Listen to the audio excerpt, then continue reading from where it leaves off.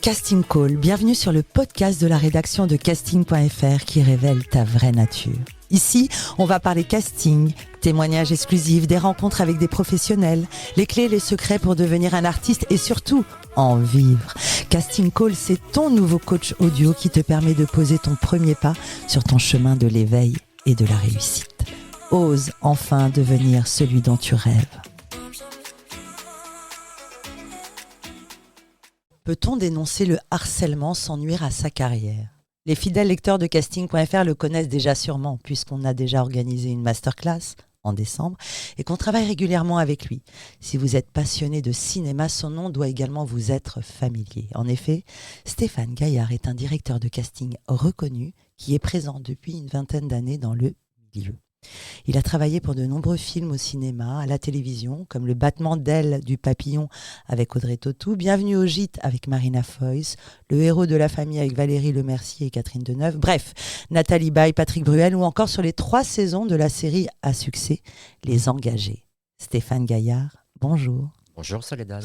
Et bienvenue dans le podcast Casting Story. Le slogan de ce podcast est « Ose enfin devenir celui dont tu rêves ». Est-ce que tu as toujours rêvé d'être directeur de casting ou du moins de travailler dans le cinéma? Alors d'être directeur de casting, non, mais du plus loin que je m'en souvienne, tout petit, j'avais ce désir de travailler pour le cinéma ou en tout cas à l'image, oui c'est sûr. Et alors comment es-tu rentré dans l'univers du cinéma? Alors moi en tout cas, en ce moment je suis pas, moi je fais pas partie, c'est très à la mode de le dire, un nepo baby.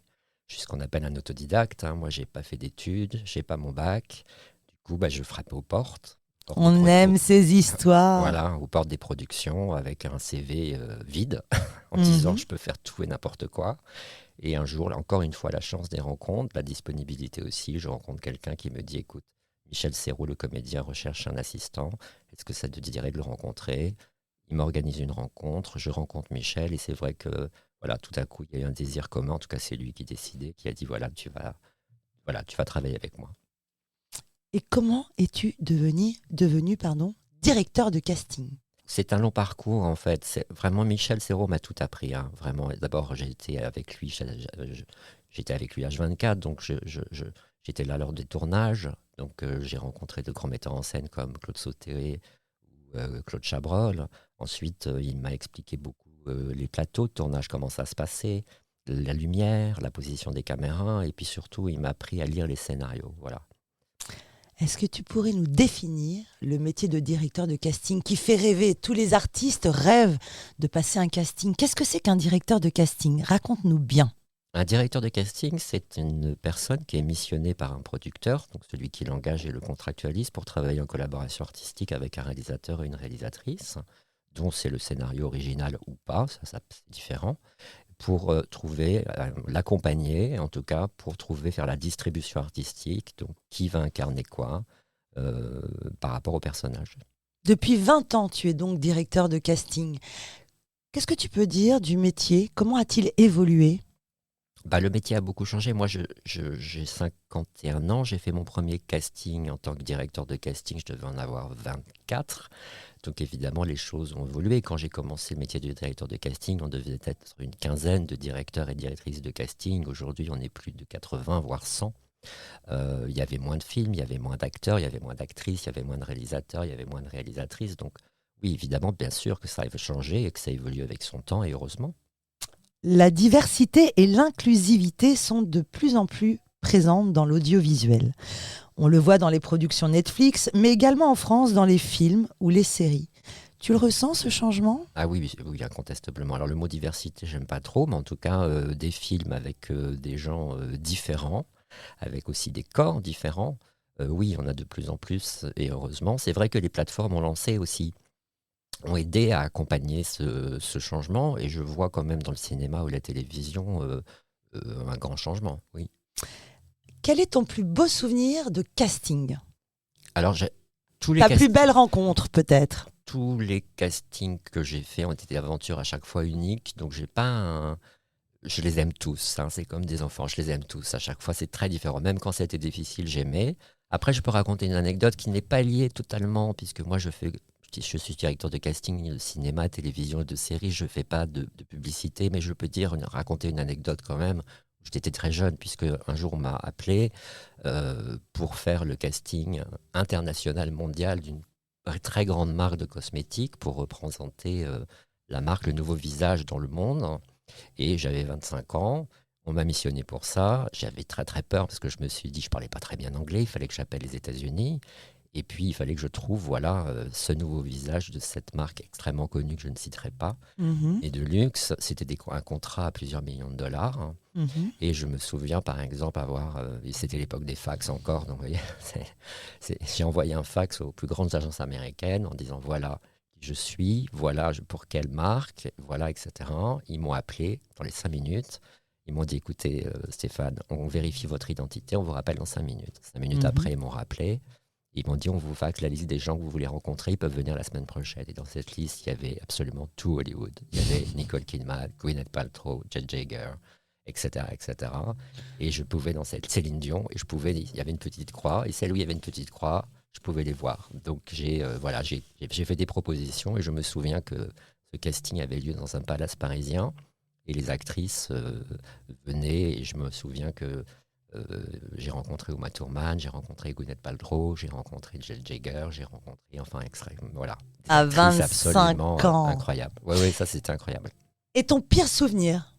Mon pire souvenir, j'en ai pas beaucoup. Mhm. J'en ai pas beaucoup, très honnêtement. Il y a très très très très très très très longtemps, j'ai travaillé avec un réalisateur que je nommerai pas et qui n'est plus en Mhm. activité depuis, qui avait un comportement pas très clair quand on recevait les actrices. Voilà, Uh-huh. voilà. Ou alors, je parle pas d'agression sexuelle, on n'est pas du Mhm. tout là. Mais disons une séduction qui n'avait pas lieu d'être, des questions qui n'avaient pas lieu d'être. Donc le premier rendez-vous se passe, je tilte, je trouve pas ça très, voilà. Je me Mhm. dis peut-être qu'il était à l'ouest. Deuxième rendez-vous, ça recommence. Au troisième rendez-vous, ça recommence. Là, j'arrête le casting, je me souviens. Je le prends dans un autre bureau, je ferme la porte et je lui dis là, il va falloir qu'on parle. Et je lui explique. Tout de suite, il monte sur ses grands chevaux en me disant mais je suis le réalisateur. Et là, je lui dis mec, il n'y a pas de réalisateur, il n'y a pas de directeur de casting. Il y a deux mecs qui se parlent. Et là, ton comportement, c'est pas OK. Donc, tu changes immédiatement ou sinon, tu vas avoir des problèmes. Il a rien dit. On a recommencé et il s'est comporté de manière professionnelle jusqu'au bout. Voilà. Bravo, tu as réussi ton coup, ce qui n'est pas toujours pas facile. On parle beaucoup parfois d'abus de pouvoir. Tu parlais d'évolution dans le milieu en termes euh, qu'est-ce que tu repères, qu'est-ce que tu vois comme évolution, toi, concrètement, Par rapport à quoi? par rapport à la diversité et ce sujet, l'inclusivité? Ben, oui, ce que je disais, c'est vrai qu'il y a, il y a un changement quand même, même chez les agents, de diversité, de pluralité de profils qui n'existaient moins ou même quasiment pas quand j'ai commencé. Voilà. Mhm. Maintenant, sans rentrer dans les détails, je dirais que les choses bougent, les choses changent, mais on a tellement de retard qu'il faut encore travailler beaucoup plus loin. Mhm. Être directeur de casting quand on est comédienne, tu incarnes l'espoir de pouvoir jouer, de pouvoir devenir professionnel. On parle de dérive, on parle de abus de pouvoir. Je te connais personnellement et je sais combien tu es empathique et généreux. Je sais que tu prends du temps pour les comédiens que tu reçois, que tu diriges et compagnie. J'ai envie de dire que tu es un directeur de casting engagé. Quelles sont tes causes?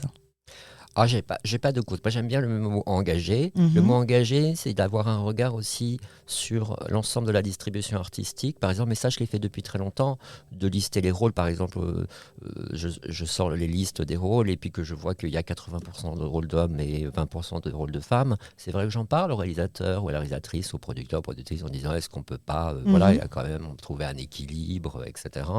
Pareil sur les stéréotypes de rôle, voilà, où il y a certains rôles qui sont plus attribués aux actrices et certains rôles aussi qui sont plus attribués aux acteurs.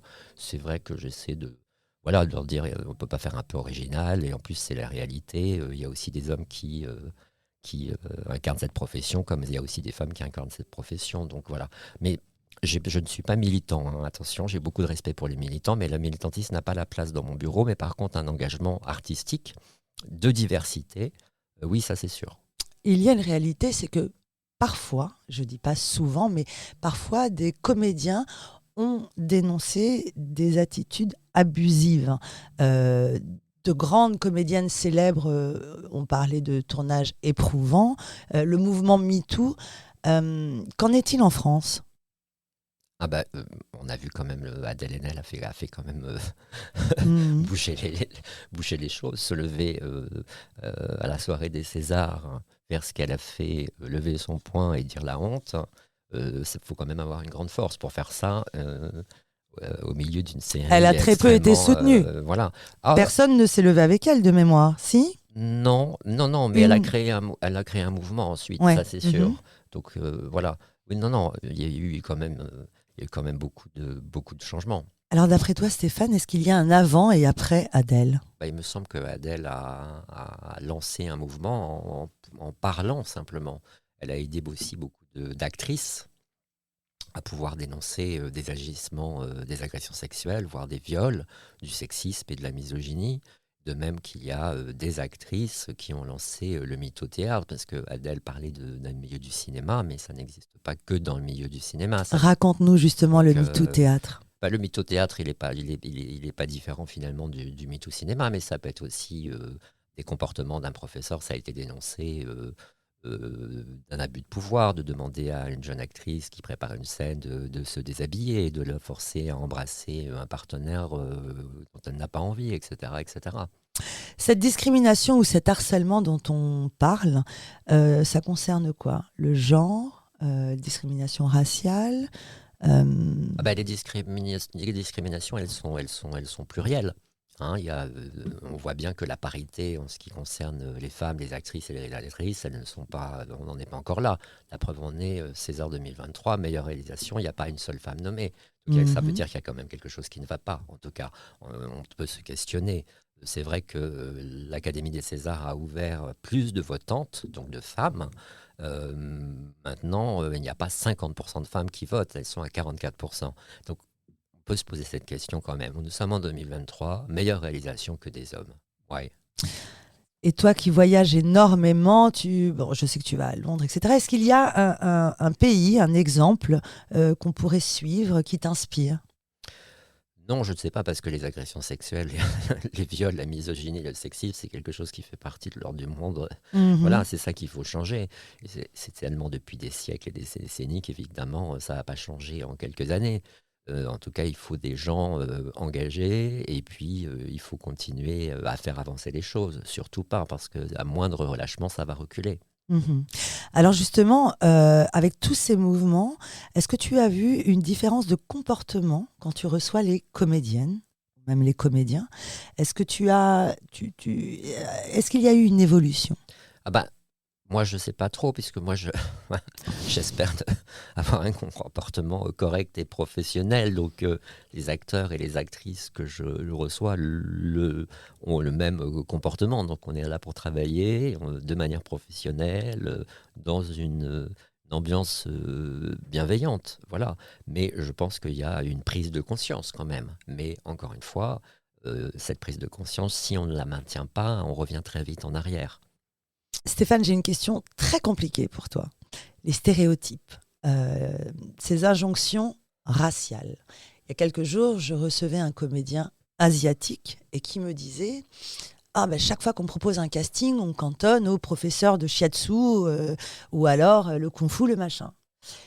Je trouve ce sujet compliqué à gérer. J'aimerais avoir ton avis. Ah oui, c'est un sujet, c'est pas compliqué, mais Vaste. c'est un sujet c'est simplement c'est de la discrimination. Mais c'est vrai que les acteurs non blancs, Mhm. euh, je- en général, oui, ils peuvent être assignés. C'est l'assignation en fait. Voilà, je suis asiatique et je travaille dans un restaurant asiatique, etc. Alors, euh, on vient de très loin. Heureusement aussi, quand même, il y a de l'évolution et il y a des changements. Notamment, je pense que les plateformes, hein, avec la diversité de rôles, on fait un peu bouger les choses. Voilà. Il y a de plus en plus d'acteurs et d'actrices. Moi, je vais dans les cours, je vais les voir et je vois de la diversité. Hein. Je ne vois pas que des blancs, ce que je voyais il y a 25 ans. Malgré tout, obtenir un rôle important ou même secondaire important pour un acteur non blanc, si dans le scénario ce n'est pas écrit que c'est pour tel ou tel acteur, ça reste difficile, voire impossible. Donc oui, il y a un travail à faire, ça c'est évident. Stéphane, d'après toi, ces comédiens qui subissent de la discrimination, qu'est-ce qu'on peut leur conseiller? Faut-il le dénoncer? Un jeune comédien asiatique, si on lui propose un rôle de professeur de kung-fu pour jouer une première fois un premier rôle, doit-il dire non? Ah bah ça c'est une question assez vaste, c'est plutôt la question, je reprends, de l'assignation selon l'identité de la personne. Donc, c'est des stéréotypes et de clichés qu'il faut casser. Après, chacun et chacune est responsable aussi de ses choix. Est-ce que je peux te donner mon avis et tu me dis s'il est Et correct oui, ou bien pas? sûr. Je pense qu'il faut accepter. C'est-à-dire, j'entends par accepter, saisir l'opportunité de jouer, d'être sur le tournage et ensuite de prouver, montrer avec des vidéobooks et son talent qu'on peut jouer autre chose. Est-ce que je me trompe ou tu penses que c'est la bonne voie? D'ailleurs, toutes les réponses sont valides pour moi. Donc ça, c'est ton ressenti et ça, c'est ta parole. Donc je ne vois pas comment Mais quel conseil tu donnerais, toi, je peux à ce jeune comédien? Son premier rôle, c'est prof de kung-fu. Qu'est-ce qu'on fait? Ah bah si ce premier rôle, j'aurais envie de lui dire, vas-y, mon chéri, c'est idiot de pas. Voilà, j'espère pour toi, simplement qu'à l'avenir, on va pas te cantonner, sans jeu de mots, avec les personnages asiatiques. On peut le faire, hein, à ces rôles, quoi. Parce que sinon, c'est d'un ennui pas possible. Est-ce que tout cela a eu des répercussions sur ta carrière? Parce que tu n'es pas militant, mais engagé. Est-ce que cela peut nuire à ta carrière? Ah oui, oui, complètement, mais nuire, c'est-à-dire qu'en fait, on va rien me dire. Dans le milieu du cinéma, le milieu où on travaille, c'est la loi du silence, c'est ce qu'on appelle l'omerta. Donc personne ne veut me dire des choses désagréables, au contraire. C'est-à-dire c'est plutôt un silence que je vais entendre. Mais finalement, c'est pas plus mal parce que les gens, finalement, qui ne me suivent pas ou qui ne m'aiment pas ou qui n'ont pas envie de travailler avec moi, j'ai pas non plus envie de travailler avec eux. Donc moi, je viole pas les portes, vous voyez, je vais m'enfoncer qu'à les portes avec quelqu'un, de toute façon, avec qui j'ai pas en travaillé. Donc finalement, ça fait une sélection naturelle. Et les gens qui travaillent avec moi, ils savent pourquoi ils travaillent avec moi, parce que je vais leur apporter. Pour tous ces comédiens, ces acteurs qui aimeraient passer des castings avec toi et qui parfois ont leur confiance ou leur estime de soi à dure épreuve, quel conseil pourrais-tu donner? Ah, c'est toujours difficile, la confiance en soi. Même moi, en tant que directeur de casting, je vais vous dire, quand je commence un casting, j'ai l'impression, c'est exactement comme les acteurs ou les actrices que j'entends témoigner quand ils commencent un film en disant, j'ai l'impression que je ne sais rien. Moi, c'est pareil. Je me dis, mais comment je vais faire? Tout est toujours nouveau. Donc, j'ai pas de recette pour la confiance. Mais en tout cas, la seule manière, moi, de la contrer, c'était dans le mouvement. C'est-à-dire de travailler, de faire, de faire, de faire, de faire. Mhm. Et quelles sont les qualités, qu'est-ce que tu dirais aux comédiens? Qu'est-ce qu'il faut travailler pour pouvoir prétendre et devenir comédien? Bah, pour devenir comédien, c'est un métier. Donc, comme un Mhm. violoniste ou un pianiste fait ses gammes, un acteur ou une actrice fait ses gammes de manière différente. Mais je connais pas le talent. Et, tout d'un coup, va pas vous tomber sur la tête si vous travaillez pas. Donc, c'est travailler, travailler, travailler, travailler. De différentes manières, d'ailleurs. On peut aller au cinéma, on peut aller au théâtre, on peut aller voir une expo, on peut se traininger en se filmant avec des camarades, faire des courts-métrages, etc. Mais c'est tout le temps travailler ses gammes. Tu travailles exclusivement avec des agents ou tu cherches des comédiens en herbe sur Internet ou tu te déplaces dans les cours? Quelle est ta méthode de travail? Moi, je suis très curieux, donc je vais absolument partout. Bien sûr que je travaille avec les agents et les agentes, ça c'est indispensable, mais pas que. Qu'un acteur, alors pour un acteur et une actrice, c'est important d'avoir un agent parce que c'est être identifiable quelque part. Mais pour moi, en tant que directeur de casting, ça ne change rien qu'un acteur et un agent ou ne l'est pas en fait sur sa qualité d'acteur ou d'actrice en soi. Moi, je m'en fous un peu. Voilà, les réseaux sociaux pour moi c'est très important, notamment Instagram qui permet de découvrir plein d'artistes. Ça, c'est très Mhm. important. Euh, Ça devient indispensable même d'être sur Instagram. Voilà, et après c'est dans les cours, après c'est tous les jours finalement que je suis en train de découvrir, d'être curieux, de regarder des bandes démos, de me lever très tôt, de me coucher très tard. Et cette curiosité, si je ne l'entretiens pas et si elle n'est pas continuelle, si j'avais arrêté depuis 20 ans, déjà je connaîtrais que des comédiens morts. Mm. Et puis surtout, je serais totalement hors circuit. Hors circuit parce qu'il y a tellement de jeunes qui arrivent, tellement de jeunes qui arrivent. Que peux-tu nous dire du métier de directeur de casting qui a quand même pas mal évolué? La fameuse self-tape. Oui. Attention à ne pas confondre avec sex-tape, mais qu'est-ce Sex-tape, que c'est ouais. que ce self-tape qui vient d'arriver? Raconte. Ah bah, alors moi, je suis un peu mal placé pour en parler parce que moi, je n'en fais pas Mhm. et je n'en ferai jamais. Moi, mon métier, c'est de rencontrer les acteurs et les actrices en vrai, Mhm. de les sentir, de discuter avec eux, de travailler les scènes, ensuite de pouvoir en parler au metteur en scène, aussi de la personnalité. Voilà comment elle est, voilà comment il est. Peut-être que tu vas voir qu'en rencontrant, il est un peu timide. Et cette timidité donne une rigosité. Donc, ne te formalise pas, en fait, quand on discute 5 minutes après, tu vas voir, c'est un mec super ou c'est une nana super. Voilà. Donc, alors après, la réalité est que j'entends que les acteurs et les actrices n'ont pratiquement que ça. On fait des self-tape, on fait des self-tape, on fait des self-tape. Mhm. Je peux pas tellement dire plus puisque je n'en fais pas, ça ne m'intéresse pas. Malheureusement, ce que je peux entendre et témoigner, c'est qu'il y en a de plus en plus. Et on en demande de plus en plus. Et c'est vrai que quand je suis en casting, comme là, il n'y a pas très longtemps, je vois des acteurs qui sont tellement de me rencontrer, contents, pas forcément moi de me rencontrer, mais de rencontrer Mais d'avoir un directeur de rendez-vous, casting et me disant absolument. j'ai passé des castings en self-tape Mhm. depuis 6 mois et c'est le premier rendez-vous en vrai que je fais. C'est Je trouve terrible. ça un peu triste Absolument. et je trouve que c'est pas faire son métier. En tant que directeur de casting, toi, qu'est-ce que tu pourrais nous dire? Quels conseils tu pourrais donner à ces artistes justement pour se préparer au mieux quand on passe un casting? T'as un petit secret, t'as un petit truc, comment faut se présenter? Non, j'ai pas de secret, c'est que du travail. Déjà, on apprend en amont, j'envoie la scène quand on va travailler en casting. Donc, je laisse à plus ou moins du temps en fonction de la difficulté de la scène. Si c'est une petite scène, dans 2 jours, on peut se voir. Si la scène est un peu plus longue, je vais laisser peut-être une semaine. Voilà. Moi, ce que j'attends en casting, en fait, avec l'acteur ou l'actrice, c'est qu'ils se rendent disponibles.